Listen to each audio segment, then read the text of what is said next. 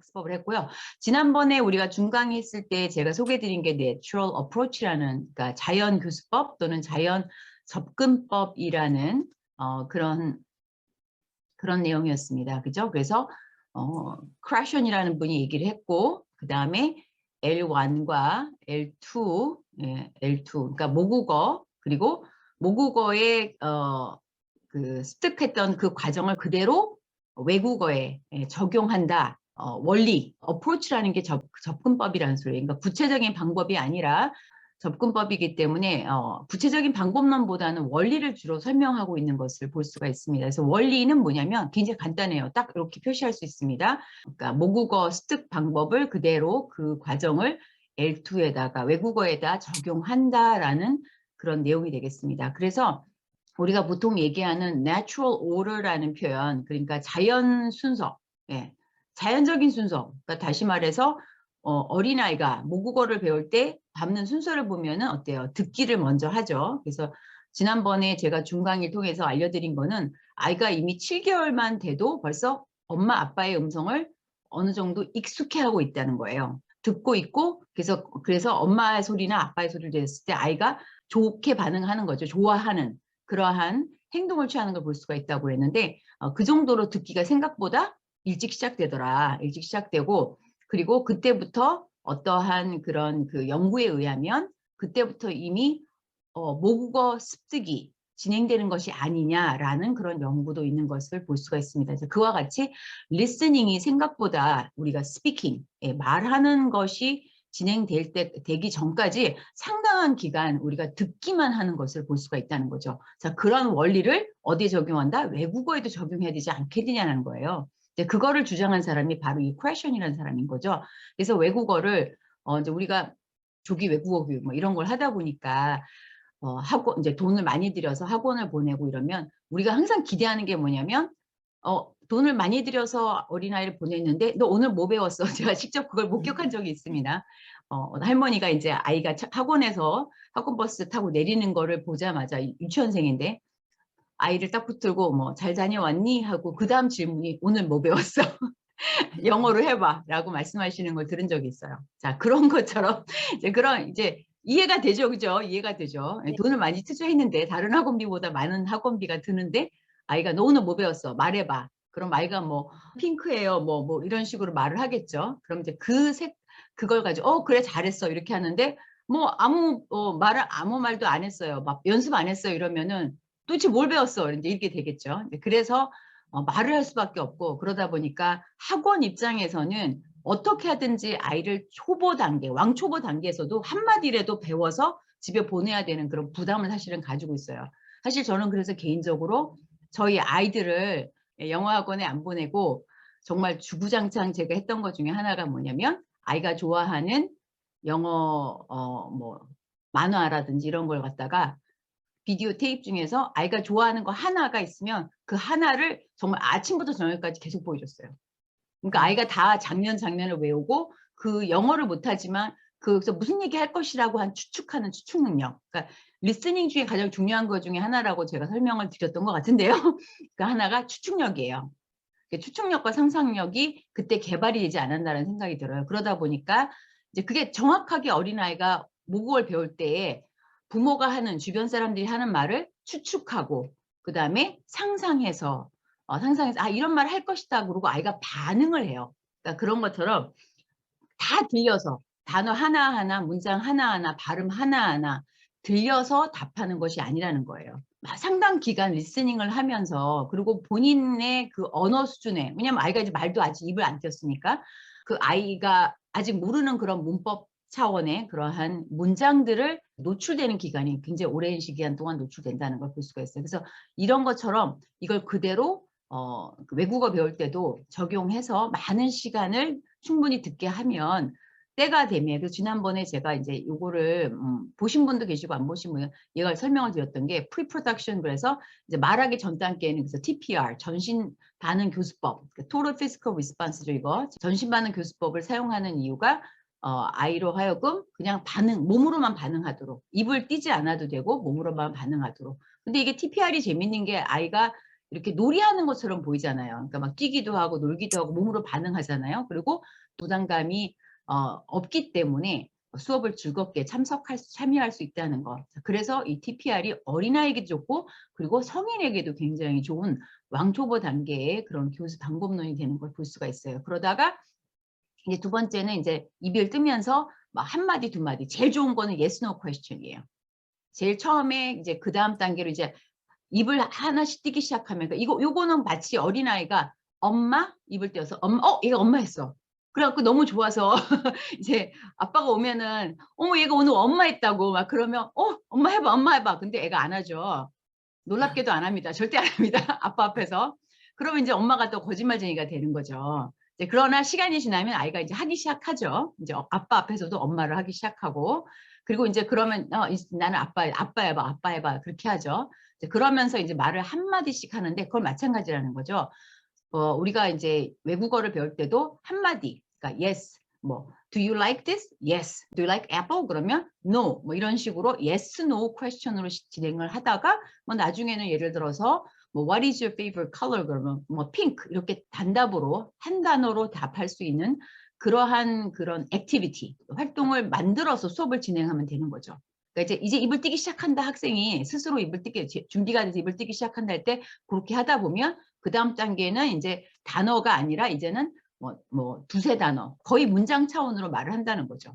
문법적으로 맞지 않지만 뭐 no speak, 뭐 no milk 이렇게 했다고 생각해 봅시다. 어쨌든 그건 문장이잖아요. 그죠? 의미상.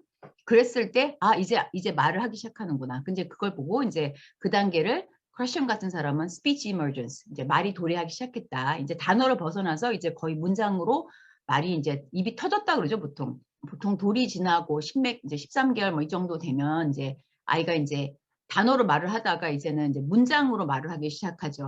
뭐 줘, 뭐 빠방 싫어, 뭐 이런 식으로 아이가 이제 말을 하기 시작하는데 그럴 때를 우리가 이제 스피치 이머전스라고 표현할 수 있는데 이것도 마찬가지라는 거예요. 외국어 습득에서도 스피치 이머전스 말이 터지는, 그러니까 우리가 보통 이제 얘가 입이 터졌어, 말이 터졌어라는 표현을 쓰는데 바로 그 표현이에요. 영어로 스피치 이머전스.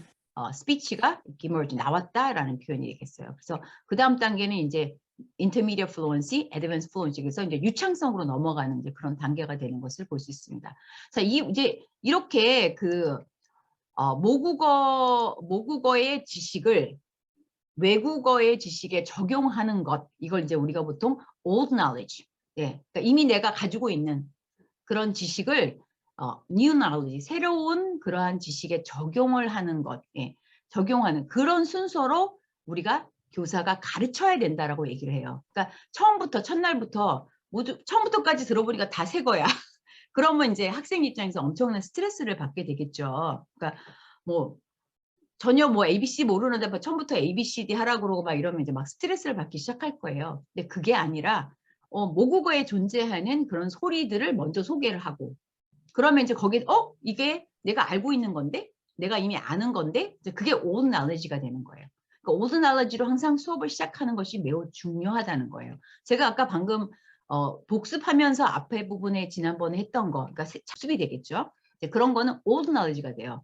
무조건 뭐든지 old knowledge 시작하고 그리고 뒷부분에 이제 new knowledge를 조금만 넣으시는 게 학생들한테는 심리적으로 안정감을 줄 수 있는 걸 볼 수가 있습니다. 그래서 마찬가지로 외국어 습득의 경우도 처음부터 외국어, 나 영어 못해, 아니면 나 중국어 못해 라는 그러한 거부 반응이 일어나지 않도록 영어가 생각보다 우리말에 한국어의 이런 부분하고 굉장히 유사하거든요. 뭐 이런 거를 설명하게 되면 그러면서 그걸 먼저 가르쳐 주는 거예요. 가르쳐 주게 되면 그러니까 제가 그 강의 Q&A에 굉장히 침묵식 교수법에 대해서 올리신 분들이 계세요.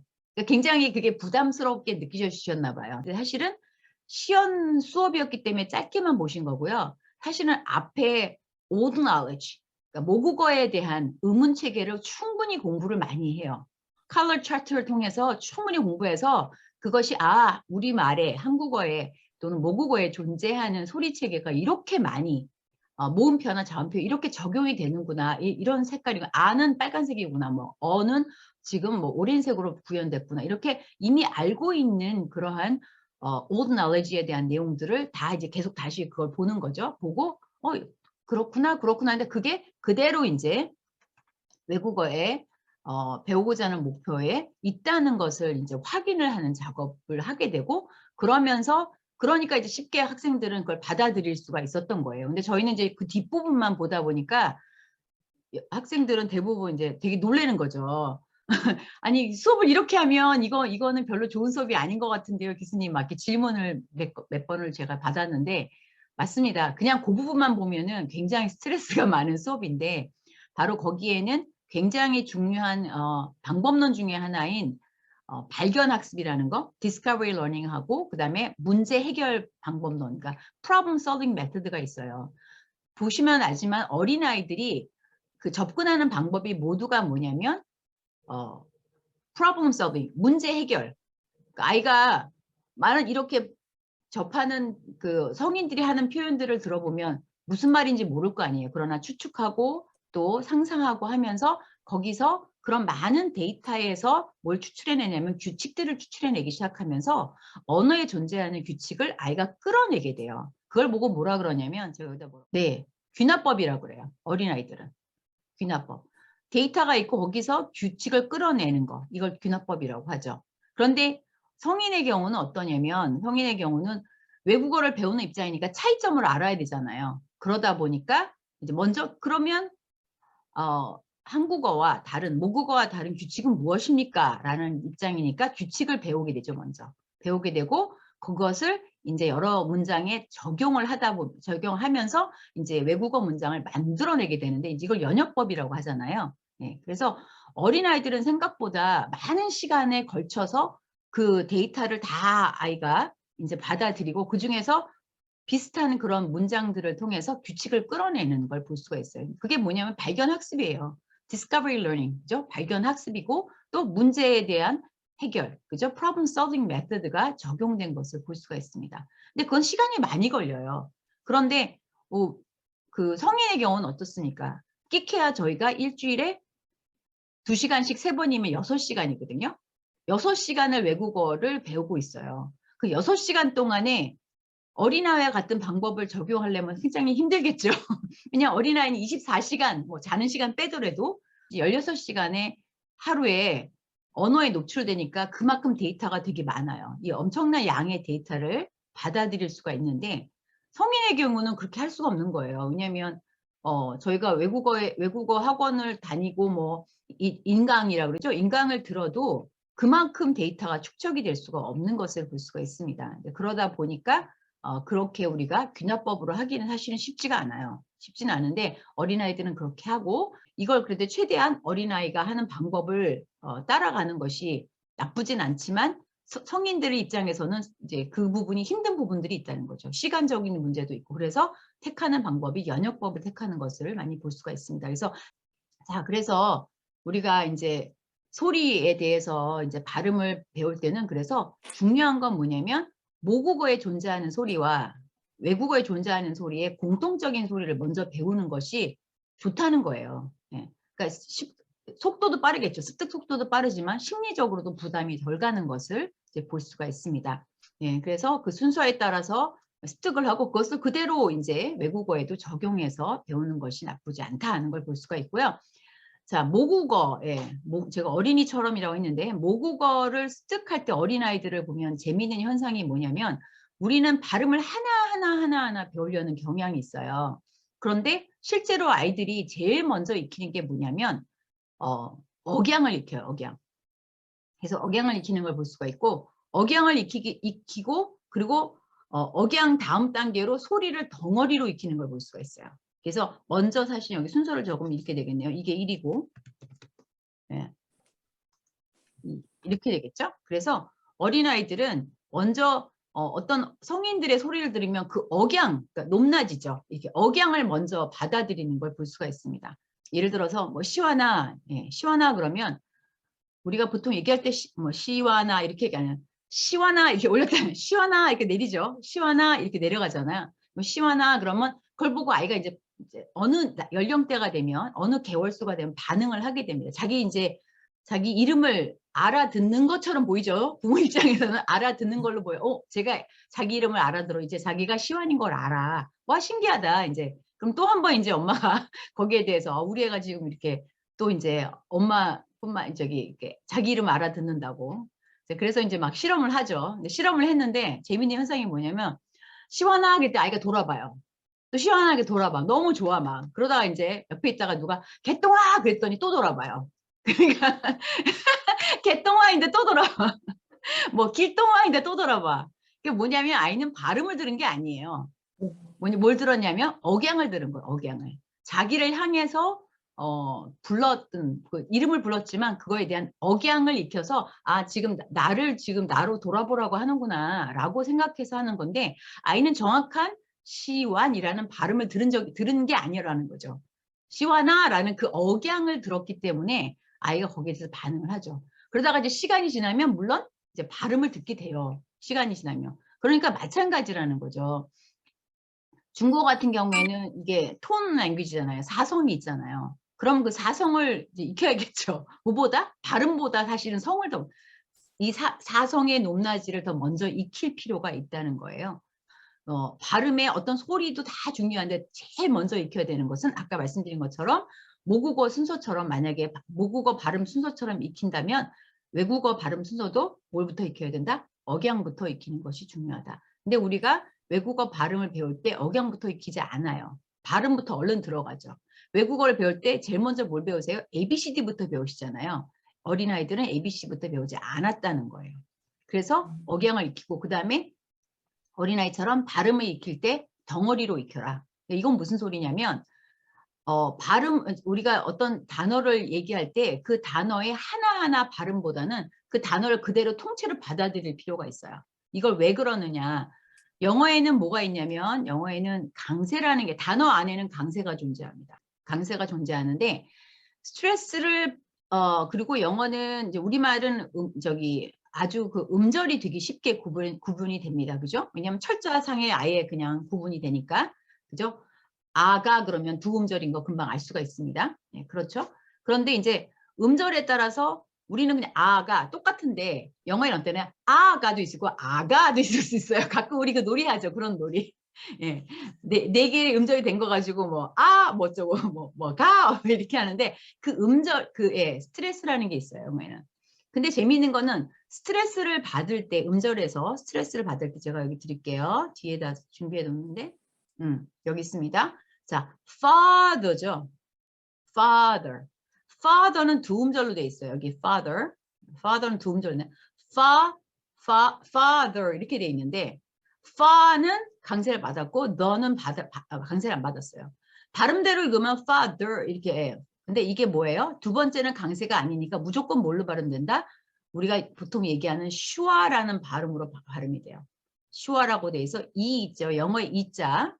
영어의 이자를 이렇게 거꾸로 쓰는 거랑 똑같아요. 이렇게. 이렇게 돼 있어요. 이렇게. 요 발음인데 발음은 어의 어. 그냥 힘 뺀 어. 우리말에 그 모음 어랑 똑같아요. 어. 모음 어를 발음하는 건데 힘을 빼야 돼요. 어 하고 발음하시는 게 아니고 힘을 쫙 뺀다면 우리 힘 빼면 이렇게 되죠. 그런 발음으로 하시는 것이 바로 슈아 발음이 돼요. 그래서 father 이렇게 돼요. 정말 그러니까 제가 과장하는 것 같지만 사실은 그렇게 발음하셔야 되고 그렇게 들리셔야 돼요. 이 슈아 때문에 영어가 안 들려요. 그러니까 듣기도 안 되고 발음도 안 돼요. 두 가지가 다 안 돼요. 우리가 동영상을 보거나 그러면 동영상에서 분명히 내가 아는 단어들이 쫙 나오고 있어요. 자막을 보면. 근데 안 들려. 그거는 발음이 다 죄다 기강세는 어로 발음되고 있으니까 내가 원하는 발음으로 들리지가 않는 거예요. 예를 들어서 about. 네, 이거 발음을 우리가 about 이건 쉬우니까 여러분들이 그냥 하고 있지만 about 이런 것들은 이게 어는 굉장히 힘이 빠졌어요 앞에. 그래서 about 이렇게 되잖아요. about 거의 발음이 안 된다고 생각하시면 돼요. 마치 맨 앞에 A 철자가 없는 것처럼 발음하시면 about 이러면 더 정확한 발음이 돼요. 우리는 그냥 about 이렇게 하고 싶죠. about 네, 그렇게 발음하고 싶지만 예, 영어에 있는 이 강세 때문에 발음을 어떻게 하냐고요? 그냥 마치 앞에가 이 슈와는 내가 힘을 빼라서 힘을 빼니까 발음이 안 들려도 돼요. 거의 발음 안 한다고 생각하셔도 돼요. 그러면 어떻게 about 하면 잘 들려요. 사람들 about it's about 이러면은 yeah 이렇게 되는 거예요. 내가 about 이러면 못 알아들어. what 이렇게 되는 거죠. 이 슈어라는 게 너무 중요하게 되는 거예요. 그래서 영어에서 단어를 익힐 때 어떻게 익히라고요? 단어를 오히려 철자를 보면서 그걸 익히려고 하면 저도 자꾸 듣고 싶잖아요. 저기 지금 baut라고 했어. 뭐 about라고 about 같이 안 들리는데 baut가 뭐지? about인데 너무 쉬운 단어인데 안 들리는 거야. baut가 뭐지? 이렇게 되는 거죠. 근데 그렇기 때문에 아까 어떻게 하라고요? 어린아이처럼 덩어리로 익히셔야 돼요. 아이는 덩어리로 익히겠죠. 덩어리로. 아이들 귀에는 그냥 about 이렇게 되는 거예요. 예. 그래서 영어에서 재밌는 것이 이거 한번 해볼게요. 영어에 우리 I don't know 있잖아. I don't know가 이렇게 쓰이죠. 구어체에서. 실제로 이렇게 들리고 이렇게 발음이 되는 거예요. I don't know 이렇게 했으면 좋겠는데 그렇게 안 되고 I don't know, I don't know 이렇게 되는 거예요. I don't know, I don't know 그러면 우리말에는 I don't know 이렇게 들리잖아요. 그죠? 근데 실제 발음이 이렇게 되고 있다는 거죠. I don't know. 그리고 또 하나 있어요. 이런 거 말고도 뭐예요? sort of죠. sort of. 근데 뭐야? sorta. 이렇게 되잖아. I sort of like it. I sort of like it. I sort of 안 해요. sort of 하면 참 좋겠어요. 그러니까 sorta. sort도 어때요? 이 트 발음도 마치 뭐라 그래요? 플랩 사운드라 그러죠. 예. 그러니까 water처럼 water 할 때 water 안 하고 water 하듯이 sorta 이렇게 발음해요. sorta가 아니에요. sort of인데 실제로 발음 자체도 sorta가 아니고 sorta. I sort of like it 뭐 이런 식의 발음이 되는 거죠. 그러면 너무 쉬운 단어인데 sort of 너무 쉬운데 안 들려요. 근데 그거를 내가 계속 이렇게 철자로 또는 하나하나 발음으로 익히려고 그러면 안 들린다는 거죠. 근데 어린아이들은 이걸 어떻게 받아들이냐? 덩어리로 받아들여요. 그래서 제가 저희 딸한테 일부러 말하기를 시키지 않고 발음을 좀 명확하게 하지 않고 자꾸 듣기를 정말 몇 년을 시켰어요. 계속 그런 식으로 말씀드렸던 거 반복해서 시켰더니 아이가 어느 날 와서 엄마 아르노가 뭐야 그런 거야. 아르노가 뭐야. 근데 무슨 말인지 저도 못 알아듣겠어. 뭐라고 다시 한번 말해봐. 아르노가 뭐야. 아르노. 아르노. 내 귀에는 아르노로 들리는 거예요. 뭐야 그랬더니 나중에 이제 계속 I don't know 그랬더니 아니야 그러는 거예요. 아르노 너 I don't know 말하는 거지. 아니야. 그게 왜냐면 실제로 구어에서 어떻게 들려요? I don't know 이렇게 들려요. 그러니까 아이도 그냥 I don't know 이렇게 말을 하더라고요. 나중에는 이제 시간이 지나면서 나중에 이게 I don't know라는 걸 나중에 알게 돼요. 아까 여기 있죠? 귀납법이에요. 나중에 그거의 규칙과 그 명확한 발음과 철자를 나중에 익히게 되는 걸 볼 수가 있어요. 그래서 어린아이처럼 그냥 덩어리로 통으로 익히고 또 거기에 억양을 위주로 익힌다면 이게 그렇게 익히는 것이 훨씬 더 그러니까 나쁘지 않다는 거예요. 그러니까 저희도 어린아이가 조기에 그걸 조기에 시작했지만 나중에 뭐에 엄청나게 유익했냐면 리스닝을 따로 가르칠 적이 없어요. 근데 너무 잘 들어요. 그래서 나중에 뭐 토익, 토플 뭐 이런 거 시험을 칠 때 이제 또 대학을 들어갔더니 또 치게 하더라고요. 뭐 이렇게 뭐더라?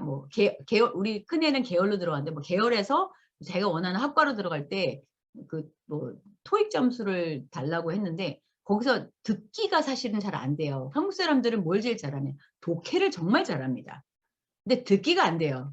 그리고 뭐가 안 되냐? 스피킹이 안 되죠. 말하기가 잘 안 되는데 듣기가 너무 쉬운 거예요. 왜냐하면 그때 하도 그거 억양과 익혔기 때문에 이 영어의 그 억양, 다시 말하면 리듬을 알고 있는 거예요. 그러니까 듣기가 너무 잘 되는 거죠. 듣기를 따로 안 가르쳤는데 듣기 성적이 잘 나오는 것을 제가 확인할 수가 있었어요.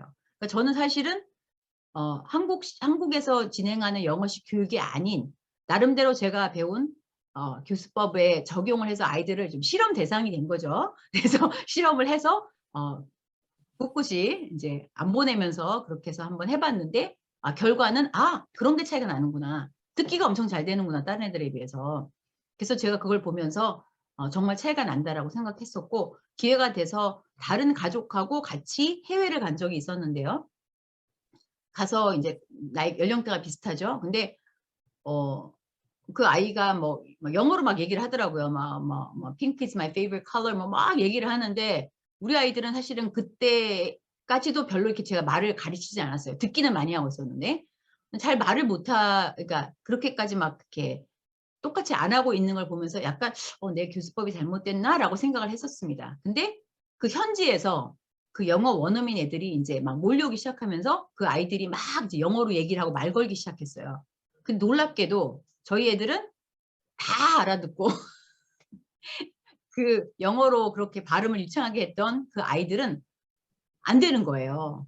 그래서 안 되는데 그게 너무 신기했어요. 그거 또 한 번 다시 한 번 신기한 거예요. 왜 그게 안 될까?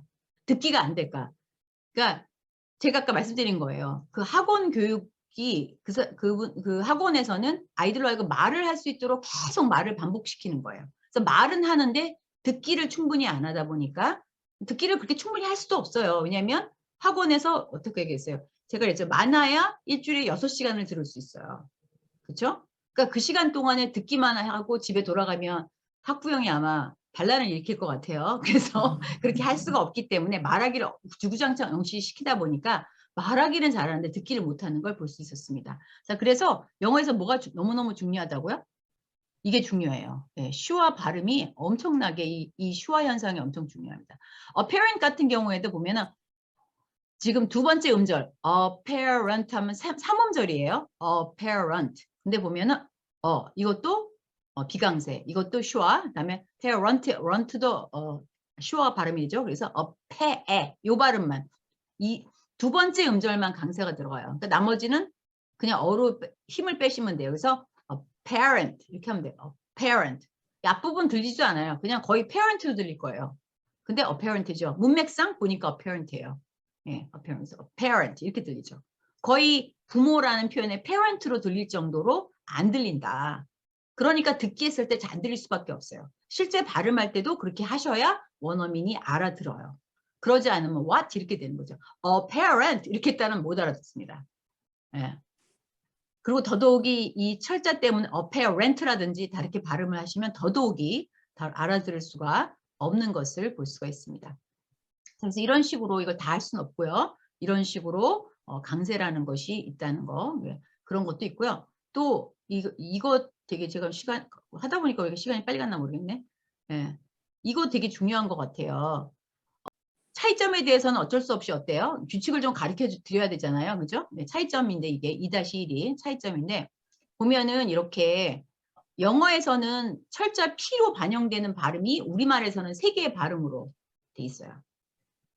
그래서 우리가 정확하게 영어에서 P 발음을 정확하게 못하는 이유 중에 하나가 여기 있습니다. 우리가 그 pin, spin, map 똑같이 발음하세요. 근데 똑같은 발음이 아니에요. 아니에요. 그래서 펜 같은 경우는 말 그대로 피읍이에요. 펜 이렇게 발음하셔야 되고요. 네. 틴도 마찬가지예요. 틴이에요. 그리고 또 틴이에요. 발음하셔야 되는데 앞에 이렇게 S가 붙어서 두 번째 자음으로 등장할 때는 스펜이 아니고 스펜. 우리식으로 하면 쌍비읍. 또 stick 이것도 쌍디읒. skin 쌍기읍 발음이에요. 그래서 어때요? spin, stick, skin 이렇게 발음하셔야 돼요. 그게 더 정확한 발음이에요. 근데 우리는 이걸 다 똑같이 발음하시죠? 어떻게 발음하세요? 영어 철자에 피읍으로 발음하셨죠? 영어 철자 티읕이니까 다 티읕으로 발음하셨죠? 영어 철자 키읔이니까 다 키읔으로 발음하셨죠? 아니라는 거예요. 예, 아니에요. 그래서 발음이 다 다르다.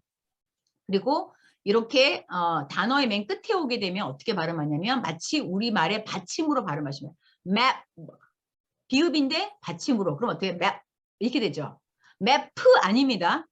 map 더더욱이 이거는 몇 음절이에요? 1음절이죠. 그러니까 map 이렇게 하고 끝나셔야 돼요. 1음절이니까 한 음절로 발음하시면 map 이렇게 하고 끝나야 돼요. 미트도 마찬가지예요. 미트 아닙니다. 2음절 아닙니다. 어떻게? 밑하고 트도 아니고 뭐예요? 밑하고 우리말의 받침으로 발음하셔야 돼요. 밑 이렇게. speak도 마찬가지예요. speak가 아니고 뭐예요? speak 이렇게 발음하셔야 돼요. 그래서 재미있는 에피소드가 있었는데 뭐냐면 바로 밀크라는 발음이에요. 우리가 뭐라고 발음해요? 밀크죠, 밀크. 우리는 이 음절로 발음합니다. 밀크. 근데 어떻게 발음해야 돼요?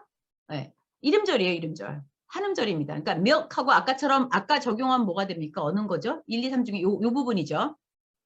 받침 기억으로 발음하셔야 돼요. 그럼 어때? milk 이렇게 되죠. milk.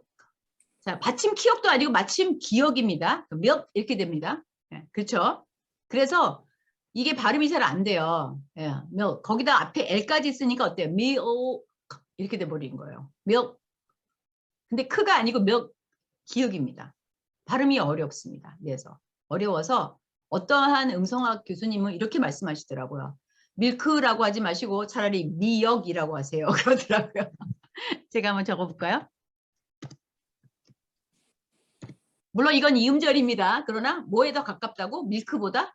네, 뭐에 더 가까워요? 미역에 가깝대요. 미역에. 그래서 밀크가 아니고 뭐라고? 네. 차라리 미역이라고 발음하래요. 미역인데 마치 한 음절처럼 발음하면 어때요? 미역 이렇게 되죠. 미역인데 한 음절처럼 발음해 보세요. 미역.